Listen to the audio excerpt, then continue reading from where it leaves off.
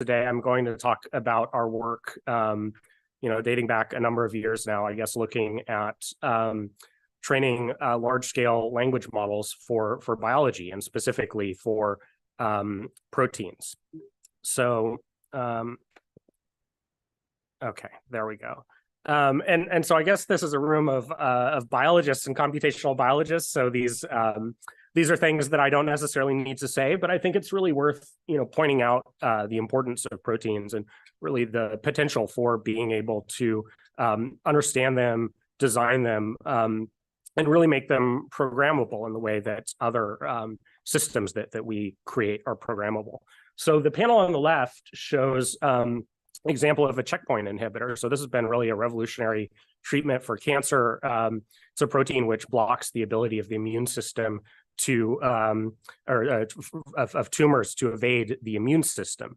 The center panel depicts a protein which degrades plastic, and so nature has invented all kinds of really interesting and amazing and powerful and beautiful functions, and one of them actually is a protein that has evolved to break down the bonds in plastic. And so being able to really search evolutionary space and find interesting proteins has implications for a variety of green technologies.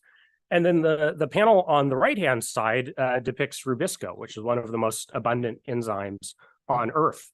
And this enzyme is critical, of course, in carbon fixation, and engineering it is an important target for climate applications. So this just shows some of the possibilities if we could design proteins. So I think we're all really aware of this kind of transformation that's happening in generative AI right now. And, there's a really, I think, exciting opportunity in biology. And of course, biology in some ways is much harder because, we have to collect data around biology, but we've had this enormous decrease in the cost of gene sequencing. And this has led to an exponential growth in the amount of biological sequence data. And of course, we're having these incredibly rapid improvements in compute through parallel architectures. And so, every 2 years and now every year, really, we're getting GPUs that have 2x the throughput or more. And so this is really enabling, this line of research, which we've mostly seen in generative AI for language models for kind of classical NLP and vision, where it's possible to scale these models up to hundreds of billions or trillions of parameters. And then finally in biology, and I think a really important enabler for kind of the future of generative AI in biology, is that we have an increasing ability to synthesize genes and to actually create the proteins that we design in silico. So this is the perspective we take. It's a very basic perspective, of course, which is the idea that the sequences are codes for proteins through the physics of folding. Sequences specify biological structures, and those structures encode the function of proteins. And the idea here really is, and there's kind of a very beautiful picture here, which is nature has created this this machine, the ribosome, that's kind of this molecular factory, and you can put in the code for any molecular machine into this factory, and it will produce it for you. And this is actually extremely scalable. And so we can make biological molecules at scale through this. But what we're really missing is an understanding of how to write those codes. And so we have, as I talked in the previous slide, we have this technology that allows us to read gene sequences, and we have a gene sequence printer, and we can put that, we can put those printed sequences into the cell and give them to this machine as instructions to manufacture proteins.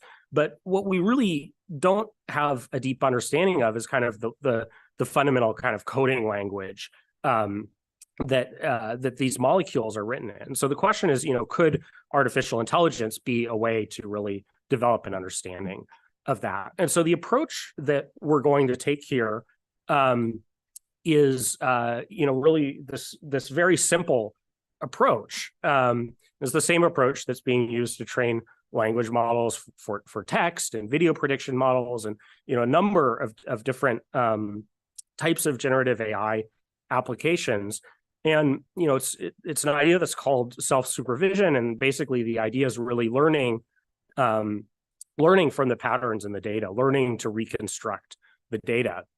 And so the approach that's mainly used in language modeling, as we all know, is this autoregressive approach. So it's to be or not to be, that is the blank. And so the model kind of fills in the blank based on its knowledge, based on the information in the previous words. And so you predict each token one after the other. The models that we are training use mass language modeling. And so the idea here basically is that you're going to blank out a number of positions in the sequence, and you're going to ask the model to predict those positions given the surrounding context. So to blank or not to blank, that is the blank. It's very easy for us to fill in the words in that soliloquy. And I think if so this is a very simple thing, incredibly simple thing, but maybe to use to make a connection to literature, Borges had the idea of an infinite library that was full of every book that had been written and every book that could ever be written. And sort of the question I think you need to ask, and I'm saying this because I think it's useful for really thinking about what we could learn from biological sequences, is if you had a model and it had to compress every sentence that had ever been written and that could ever be written, the idea is that that within that model there would have to really materialize an understanding of the underlying reality that's giving rise to the patterns in those words. And so we can think about that parallel for biology. And this concept is really known as the distributional hypothesis, and it dates back to the 50s to a paper by Harrison. Basically, what it says is that the meaning of words, of language, can really be inferred from patterns across a large corpus of text, because the meaning constrains how we use words, and so it's imprinted into the text, imprinted and patterned into the text. And so there is this very beautiful parallel with biology. And I think the way to think about that parallel is sequences are generated by random mutation, and they have to pass through the sieve of evolution. And only the sequences that are consistent with biological structure and function are able to pass through that sieve. And so when we conduct large surveys of genetic diversity, of protein diversity across all of nature, we're seeing this vast text in which are patterned those deep constraints that are acting through evolution. And this is an idea that goes back, really almost to the beginning of gene sequencing and molecular biology. And one of the things that we know is that when you generate a multiple sequence alignment, and you find a set of evolutionarily related proteins, you can really look at the patterns within that family. And so important functional sites are reflected through conservation, a single amino acid, which frequently or always occurs at a given position in that protein family. And then the other thing is really coevolution. And so if you have the three-dimensional structure of a protein, you have two positions I and J, which are far separated in sequence space, and those positions come back together in the 3D structure of the protein, then evolution isn't free to choose the identity of the amino acid at the first position, at position I, without changing the identity at J. And so this really creates these dependencies that can be observed in the sequence patterns in a protein family. And so this has really been the basis of protein structure prediction, starting with kind of the simple pairwise models here, the POTS models that are shown in this slide, and really extending to AlphaFold, which uses the same principle. And so the input, I think, as we probably all know here, to AlphaFold is in a multiple sequence alignment. And so AlphaFold is really inferring the structure from the patterns within that multiple sequence alignment. So this is a really different approach to extracting that evolutionary information and those evolutionary patterns. And so the basic idea is, as I said before, is we're going to train a transformer model on protein sequences across all of the tree of life, across vast evolutionary diversity. And those models are just going to be trained to predict amino acids that have been masked from sequences across all of nature. And then what we're really interested in is in learning to perform this very simple task, this pattern completion task. Is there kind of deeper biological knowledge or information that emerges within the parameters of the model, and how can we use that information? And so one of the first things that we saw is that there is this interpretable picture of protein structure that actually emerges within the representations of these transformer models. So the transformer is basically a neural network which takes a set of discrete tokens. It transforms those into high-dimensional vectors, one vector for each position in the protein sequence.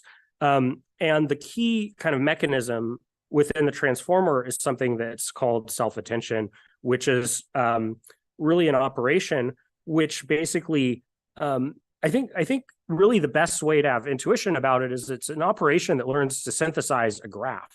And so what it does is it's each position in the sequence outputs a key and a query, and those keys and queries interact and positions through a dot product. And so positions which interact strongly, then a value is basically summed according to the weight of that dot product. And so you can really think about this as those attention weights forming a graph. And so this is depicted on the slide on the left, basically an adjacency matrix, a weighted adjacency matrix.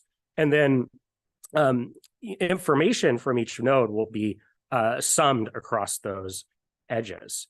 And so you can just look at that graph, basically. And so that's what's shown on the right-hand side here. And so the bottom depicts, so I guess maybe from bottom to top is basically the input to the transformer all the way to the output layers. And then each layer has 20 attention heads within each layer. And so each of those blocks is basically showing the activation of one attention head. And so you can just correlate those attention heads with contacts in the 3D structure of the protein. And so that's what's shown here. If you just use the activation of that attention head to rank all the potential pairs, and then you look at the ability for that ranking to predict whether there's a long-range contact within the protein structure, then you see that there are these heads which really directly correspond to contacts in the 3D structure. And what's kind of interesting about them too is that they're kind of deep in the network. So it's something that emerges, deeper through the processing of the model. And you can look at this visually, and even visualizing one single attention head, you can kind of see what the structure looks like. This is now showing if you fit a regression. It's a really simple regression. There's 660 attention heads in this model, so we fit 660 plus one bias parameter. And so this simple logistic regression is basically going to take the activation of each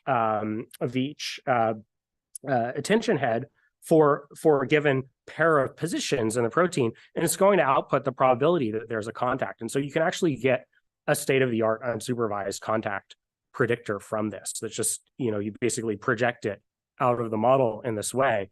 And this can be fit with just a few training structures. So this is showing that, basically as you add a few more training structures, that gives more signal to pull out which attention heads are relevant to predicting the structure. And, basically at the point that you use 20 structures, you've saturated what's possible here. And, the way to think about this, of course, is that, you're really just using those structures basically to identify which of those attention heads correspond to contacts. So the other thing that we observe, and probably unsurprisingly, because this model's kind of learning probabilities of amino acids across proteins across nature, is that the model learns about function and the probabilities that it predicts at each position in the sequence correspond to function. So this is an example of what this looks like. So this is a DNA methylase, and what we've done is just ranked all the positions by the model's entropy at a given position. And so, if the model's very confident in the amino acid and what it thinks the amino acid assignment should be at a given position, then it would be low entropy. And so, you can see here the top 10 positions, for the bottom 10 positions for entropy, and you can see that they really cluster within the active site of this protein for the most part. And the lowest entropy positions are the ones that actually interact with the substrate. And you can also look at this more systematically. And so this slide is showing a set of deep mutational scanning experiments. So each experiment is down on the x-axis basically. And for those who aren't familiar with deep mutational scanning, it basically gives a measurement of the effect of a variant or mutation on the function of the protein. And you can do this at scale. So there are experiments that have tens of thousands or more mutations that are all simultaneously measured. And so you can ask the question then systematically, does the model's kind of understanding of sequence correspond to the mutational landscape for these proteins? And so, very simple scoring function, basically taking the log odds between the mutated, the probability assigned to the mutated position by the model versus the wild type amino acid assignment. And so if you just rank everything by that probability, you can calculate a Spearman row against the actual mutational scanning data. And we were able to find that these language models basically produce state-of-the-art mutational effect predictions.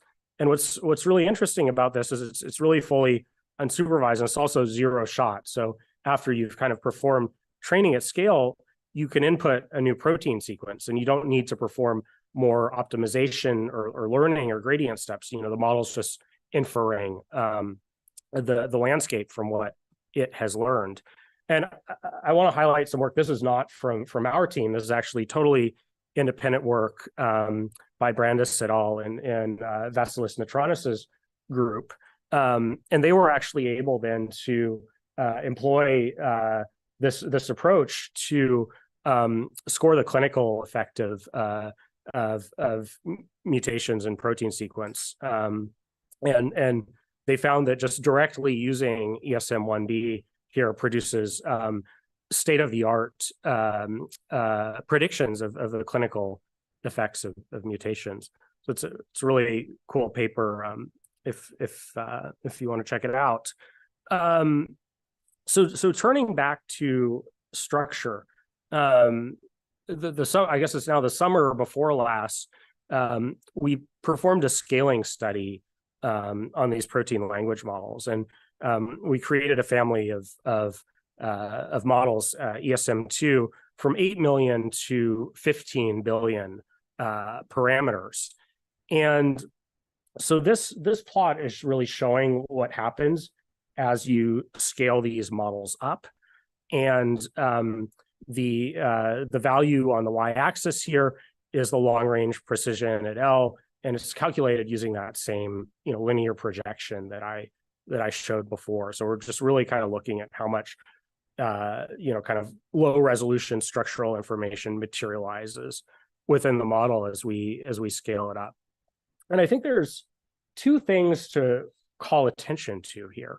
So the first, both of which are quite obvious. The first is that there's this frontier, and so each line is a model of a different scale. And so as you scale the models up, you see an improvement that continues with scale across all depths. And the x-axis basically showing how much evolutionary information is available in training around each of the proteins that we're evaluating on. So what's the number of MMSeq hits for that protein in the training set, and this really kind of corresponds to the depth of the multiple sequence alignment that you could generate for each of those proteins. And so the other thing that we see is that there is this dependence on depth. And so the model, where there's more evolutionary information, the model is capturing a lot more information about the structure. But we see that even for the proteins where there's very little information, this improvement with scale still applies. And so for ESM2, we really wanted to take a step further and look at atomic level structure in these models. And so what we found is that you can actually project out the full coordinates of every single atom in the protein from these representations. And so here, basically, what we're doing is we're taking a frozen model. We are fitting an equivariant transformer to that. So we're using the same architecture that AlphaFold uses with invariant point detention. And then we're going to supervise that projection with experimentally determined structures. And so what we can find, and there's no folding blocks or anything else here. So it's really just pulling out the information in that last layer of representations in the model.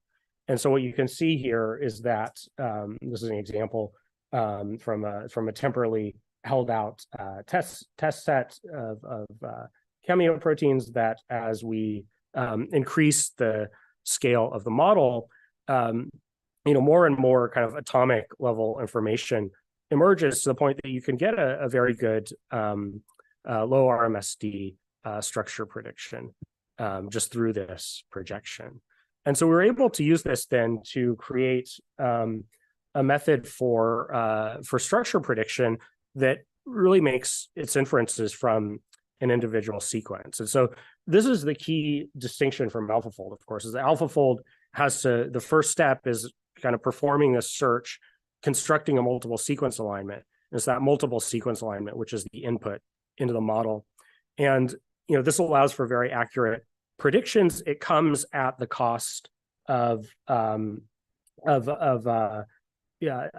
speed, basically. And so if you're the state-of-the-art MSA search pipelines can take minutes or more than 10 minutes. There are faster, less sensitive methods that have been developed that can greatly reduce that time, but it's still a very significant step and really critical for AlphaFold to work. And then second, the network itself has layers which have to process the multiple sequence alignment. So that adds computational cost. And so really what we're able to do is replace that multiple sequence alignment search step with a forward pass of the language model and just directly compute these representations. And then, so using this frozen language model, essentially, we can feed those in to a folding truck and then a structure module and generate really high resolution 3D structure predictions.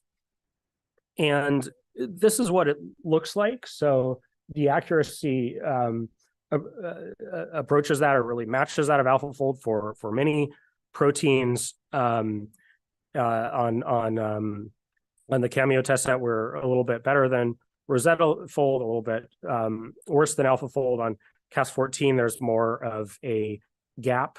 And then the right-hand side of those plots, and maybe one other thing to point out here is that these test sets are temporally held out. So the model's have been trained on data before a temporal cutoff, and then the predictions are on held out Cameo and Cas proteins that where those structures were submitted after the temporal holdout.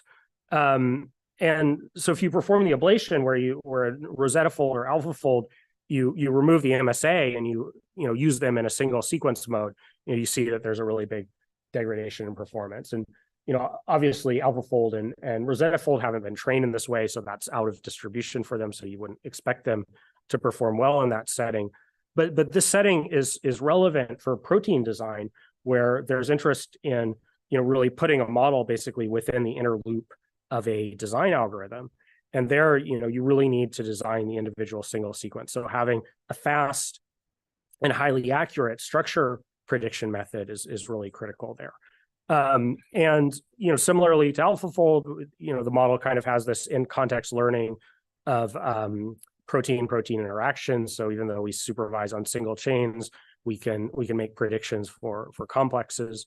And another key thing for kind of using a method at scale is that the predicted error correlates with the actual error. So that's really just showing that if you use this in practice, the model is going to output an estimate of its error, and that estimate correlates with the actual error. And so you can use the model's estimate of its error to judge how good the structure prediction is likely to be. So in, I guess, about a year ago now, we released the ESM Metagenomic Atlas, and that's shown here.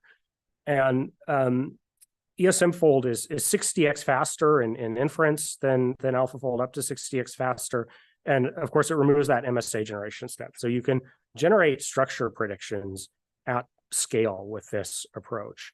And so we predicted structures for over 617 million proteins. We worked actually with the Magnify team to expand this. So there's now over 700 million proteins in this atlas. And this is the largest database of predicted protein structures to date. It was 3x larger than AlphaFold DB at the time.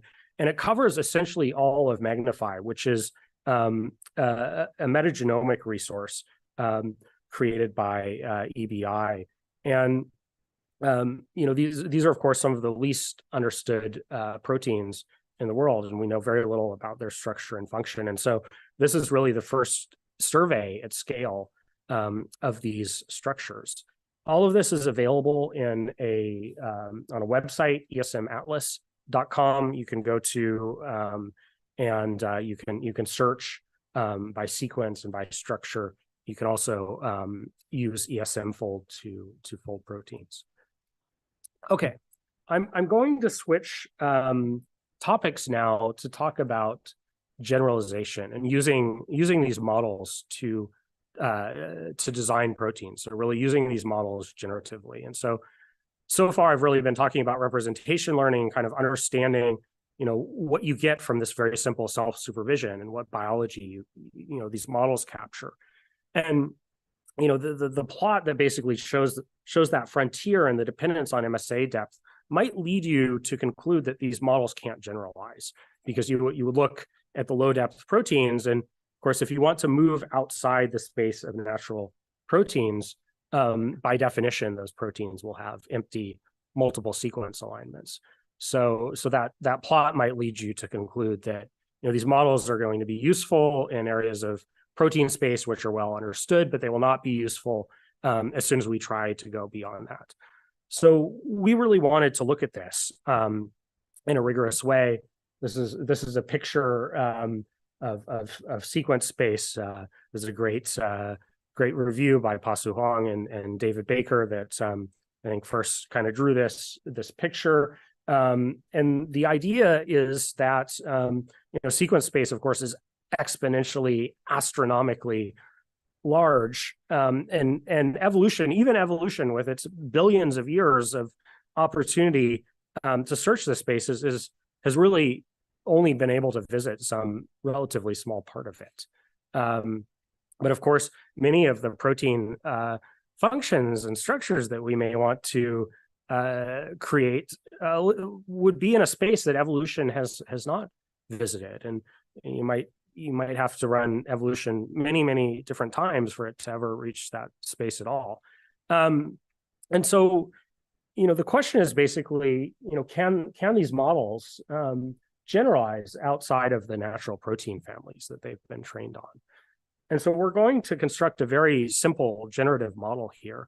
And this model is just based on two things: a probability of sequence, which is given by the pseudo likelihood of the language model, and a probability of structure, which is just a linear projection basically to a pairwise distance distribution for each pair of positions in the protein. So the model is going to project out, a potential to the structure, and it's going to project out a probability of sequence, and then we can use Bayes' rule to generate proteins.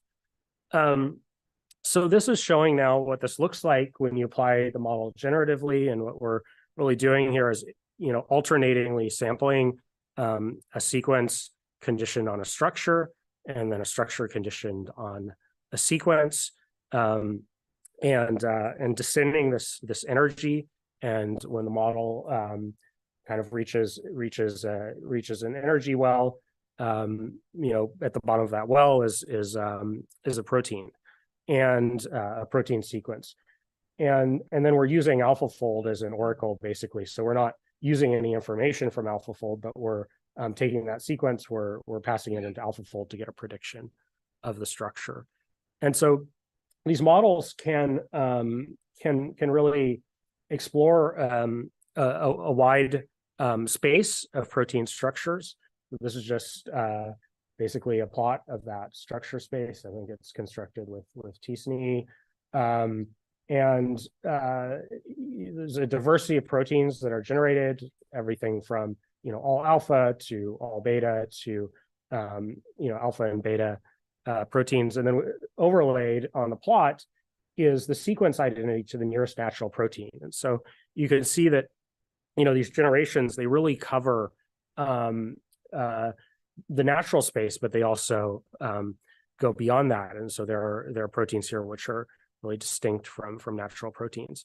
And so we tested these proteins experimentally in a collaboration with the Baker lab. And we synthesized 129 of these generations kind of across this space.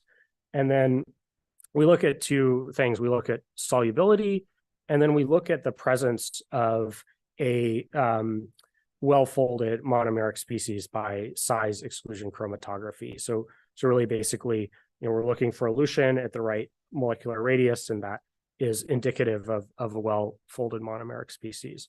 And so those are what we are calling experimental successes, as ones where we see that. And so overlaid on this plot, you can see the proteins which were experimentally successful according to that criteria.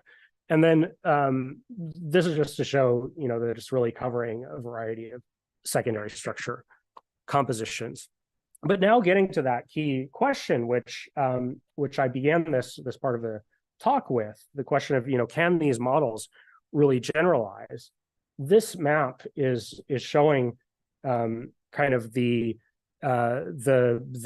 relation of these generated proteins to natural proteins. And so on the x-axis, for each generation, we basically search a large compilation of natural proteins for similar sequences. And so anything that's to the left of that vertical red line has less than 20% sequence identity from any natural protein. And anything that's kind of on, on the 0 point there is just, there was no significant match within a natural sequence database. Then the second thing that we did is we took the closest matching natural sequence, and we folded it using AlphaFold to predict its structure. And so that's shown on the y-axis. So the y-axis is looking at the TM score between the predicted structure for the generated protein and the predicted structure for the nearest match in natural proteins by sequence. And so anything that's below the 0.5 line is a protein where that closest sequence match is also predicted to have a different fold from the generated protein. So the proteins that are in this lower left-hand quadrant are very different from natural proteins as far as we can tell and by those metrics. And what we find is that there is a high success rate here. And so 63% of these distant generations succeeded in this experimental test. And of course, this will need to be confirmed with high resolution crystallographic studies. But so the size exclusion test has been shown to strongly be linked to that. So one last thing to highlight here, because I think it's really interesting and kind of shows, I think, something that the language model is doing that's different from these kind of structure prediction models. So we can also use these models to design sequences for a target backbone. So we took a set of, and here we chose 4 different backbones that were created by de novo protein designers to be distinct from natural protein structures. So these structures have, significant meaningful differences from natural proteins. And we basically asked the model to design sequences for each of these backbones. And so we're comparing this really simple model where the structure prediction is literally this kind of linear projection to the distance distribution. And then we're comparing, and so we're optimizing this jointly with the language model loss. So it's really the joint distribution here of sequence and structure. And then we're comparing this to inverting AlphaFold. So you can think about this as inverting ESM or inverting AlphaFold. And there's a big difference in the experimental success rates, as you can see here. So actually, most of the ESM designs for these backbones were successful, and very few of the AlphaFold designs were even soluble. And one thing that you can see here is that, if you look at the designs that were created by the language model, that's the left column of this new plot. You look at the designs that were created by AlphaFold, that's the right column. And again, we're just using AlphaFold as an oracle to predict the structure here.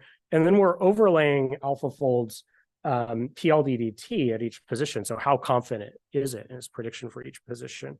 AlphaFold likes both of these designs. So it likes the language model designs, it understands them well. It likes the protein designs that were created by inverting AlphaFold as well. But when you look at the language model's understanding of the designs, what you see is that, well, not surprisingly, since we've been optimizing this quantity to generate the language model structures, the language model assigns a very low perplexity to these proteins, and so it has a good understanding of them. They look like coherent proteins to the language model.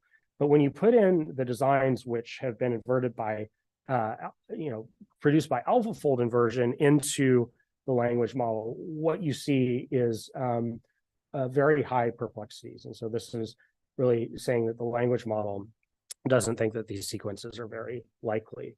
And so, these probabilities are really distinguishing between the two sets of designs. And so, one possibility here is really that the language model is kind of learning this global coherence of the protein, whereas, these structure prediction models don't need to do that because they just take the sequence, they learn to complete some patterns, but they don't need to actually learn the coherence. So maybe it's worth saying one more thing here, because it's really interesting, this question, like, because we see this dependence on the sequence depth, but then we also see this model can really go outside the space of natural protein. So how is it doing this? Like, how is this possible? And I think one possibility, and something that's kind of interesting to think about, is maybe there is this deeper grammar that's learnable from evolution, a set of patterns or motifs that link sequence to structure, and the language model is able to learn this. And of course, what's interesting, the language model has never been trained on structures, really just trained on sequences, but it is sort of picking up that kind of latent variable, that hidden variable of the structure that's influencing the sequences that we observe across all of nature. And so, maybe there is this evolutionary grammar that, is an efficient means then to generate proteins that can really go beyond the structures and sequences that the model that nature has created and that the model has been trained on. Okay. So finally, I just want to show one last thing, which is you can really extend this idea and actually, and this is one of the things we're very interested in doing is, can we make biology programmable, the same way that we can program computer systems? And so, can we write down basically a programming language and express a set of constraints on structure and function in a high level programming language, and then can we use generative AI basically to find designs that will satisfy those constraints? And so this is now using ESM-fold, and so we're really doing this at a high resolution. And so with ESM-fold, we can get atomic level coordinates for any atom in the structure. And so you can really construct a language that allows you to specify atomic resolution details where you would like to have that, and leave the overall architecture plan to be solved through much higher level abstract constraints. And so we're going to write down these constraints and these designs in a simple programming language. We're going to parse that into an abstract syntax tree. We're going to compile that into an energy function, and then we're going to, and each energy function then specifies a generative model that we can sample from, or I guess optimize via simulated annealing to produce designs. And so this is an example of scaffolding a constrained site.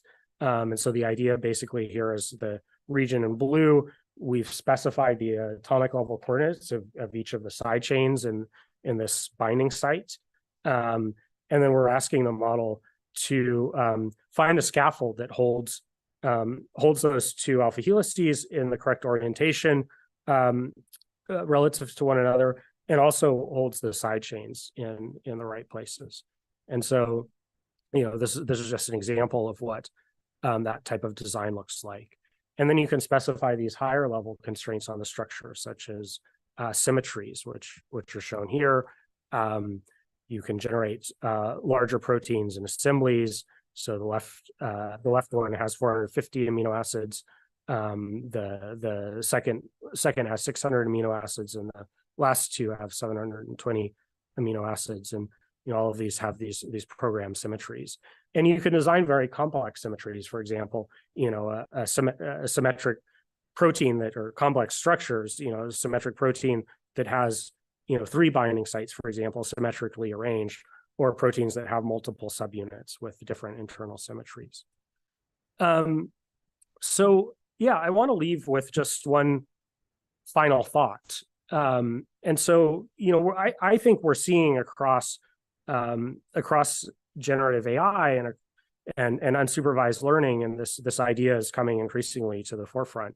This idea of training on the library of Babel, on this infinite library, that when in the limit of data, basically, and with increasing model scale, as you compress that data with a more and more expressive model, what's kind of emerging is this idea of a world model or basically a simulator, because it's really that, those are the constraints that are expressed in the data that we're looking at.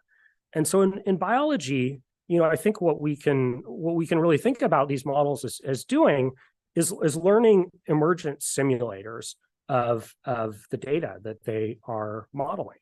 And it's, here we're with sequences, then sequences of proteins, it's really an emergent simulator of, those underlying constraints on protein, their structure and their function. And we've shown that then you can really invert that simulator to design proteins. And so I think this is a very exciting idea as we continue to generate more and more data, and as we continue to scale these models, and we're going to extend this beyond proteins, of course, to model RNA and DNA and cells. And there's a lot of really exciting work happening right now, to really look at unsupervised learning for all of these different modalities. But at the end of the day, what we're creating is these simulators. And, it's so different from the classical idea of a simulator, where we really thought, classically, what we do is like write down the physical rules, the chemical principles. We kind of build this thing from the bottom up. And of course, that so far has really proven intractable. So this is a very different way to think about a simulator as a predictive model. But if it's invertible, you can use it to understand and design biology. So that's really what we're working towards. And I just want to highlight, this is the work of a large team, the ESM team at Meta AI Fair, a group of whom have now left Meta to create a new company. And then the work that I showed on experimentally validating these generated proteins was in collaboration with Basil Wiki and Lucas Miles in the Baker Lab, and Sergey Ovchinnikov and Justus Dauperis. So I'll end there.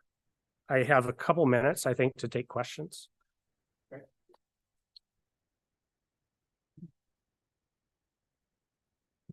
I'm going to run around with these if there are any other questions. Yeah, so any questions? Yeah.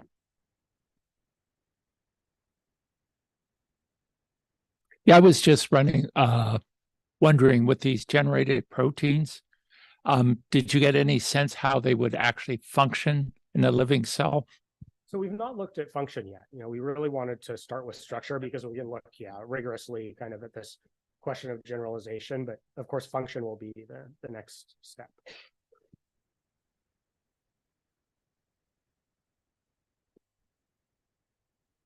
I think it's really cool stuff. I'm curious about if you could estimate, like, if someone just wanted to do this on AWS, how much it would cost to train one of your models, and then maybe speculate on what that implies about sort of the, upper 1% and lower 99% who can make models like this to advance science. Yeah, well, it's a good question. I don't know what it costs to train ESM2 now, but it's gone down a lot since when we trained it. So, I mean, yeah, and it also sort of depends on the, on the cost structure where you train it. But yeah, I think it's still probably pretty expensive to make ESM2. Probably, I don't know. It might be less than $1 million now. I'm not sure. But really for like a large scale project, like compared to like trying to building CERN or something like that, right? Like this is really cheap. So it's something to think about. But yeah, as we want to scale up to hundreds of billions of parameters or trillions of parameters eventually, which is of course what we want to do, that would cost hundreds of millions to generate models at that scale. So it is very expensive to create these models. And I mean, it's, I think this is one reason why open source is really important. So, the models we've created so far have been open source. And so people can build on them. You don't have to go and train them again from scratch. The interesting thing about these improvements in compute too is just that, from a time standpoint, it's moving so fast that it becomes increasingly easy to train the frontier model. So it'll be interesting to see what happens. So I'm very curious about the deeper grammar that you speculated about. So you have the language model is designing proteins that are different in sequence and different in structure from natural proteins, but we hypothesize that there is something that they have in common. So how do we decipher what that deeper grammar is and what it means from a physical point of view? Yeah, I mean, it's a really interesting question. It's mysterious. I mean, there has been some work on this. I mean,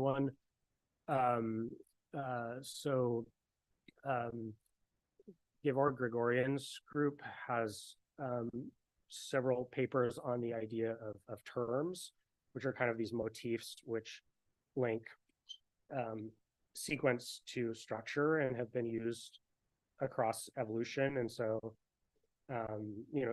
maybe just because for given structures, there are certain sequences that are optimal, right, for each of those parts. So I think there's like kind of two things you have to do here, right? Because you have to get the local geometry right. And typically there's kind of multiple sequences that would be optimal for each kind of part of local geometry.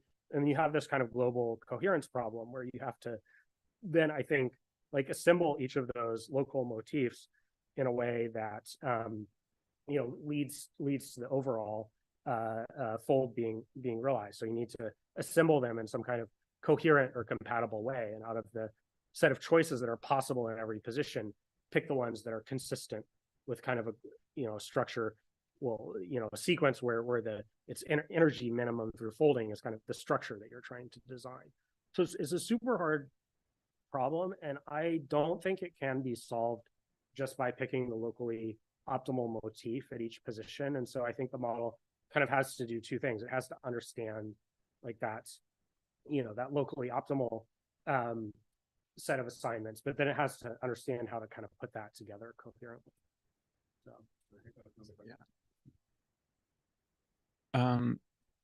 more of a high level question, but even though the languages are completely different, like natural languages and protein language and DNA, for example, we keep using the same training task, like mass language models or autoregressive models. So does this imply that the room for improvement for like injecting more inductive bias or domain expertise shifts more from training to post-training or model evaluation or downstream tasks? Yeah. Or do you think there's still room for improvement during training as well? Yeah, so it's, there's this frontier with compute, so the compute efficiency frontier, right? Because like it's very costly to include data or objectives in the pre-training, which is why I think the transformer model has dominated, why these simple objectives have dominated, because you can have this kind of two-phase training where you first train the base model and then you fine-tune it on a specific task with more data. But I do think that the field is moving toward also incorporating more into this pre-training. So I think that's a really interesting, overall direction is kind of how can we supervise the right kind of world model or simulator, and what data do we need in pre-training, and what architectures do we need in pre-training to most efficiently do that per unit compute or per unit data. Like you have, the sample efficiency with data, and you have kind of the compute efficiency, and you have a frontier with both of those things. Great. I'm conscious of time, so I think we should wrap up there. Let's thank Alex again for a fantastic talk.